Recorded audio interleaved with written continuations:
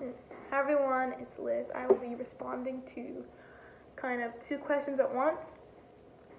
First is just my general reaction to the ending of Wiesel's book Night, and then how does this compare to other books in our syllabus, other works in our syllabus, and what connections do I see? So, I've read the full book when I was a freshman in high school, and my initial reaction then was empathy, because someone should never have to go through that, and I thought it was very depressing to see someone around my age at the time to have to go through so many hardships and so much grief and so much torture. But reading it now, after having read so many other World War II works, I find myself to feel more relieved than anything, since we saw in the Schindler's List how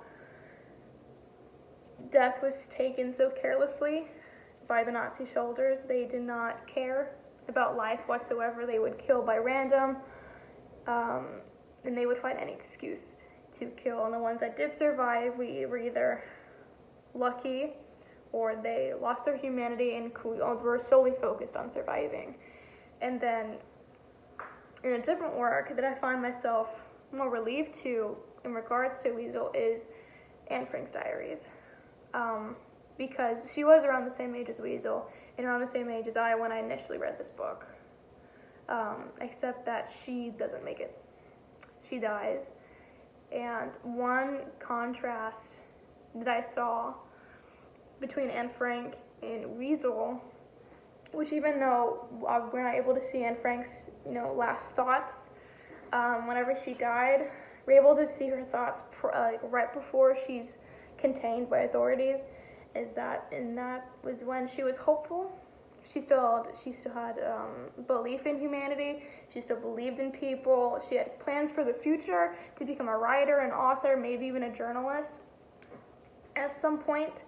But at the end, for Wiesel's novel, he states how the only thing on his mind was food, was survival. He didn't think about grabbing his father. He didn't think about his mother or his sister or anything. It was just solely survival. He lost his humanity, he lost his emotions momentarily, and maybe he gained it back through time, since he became a survivor.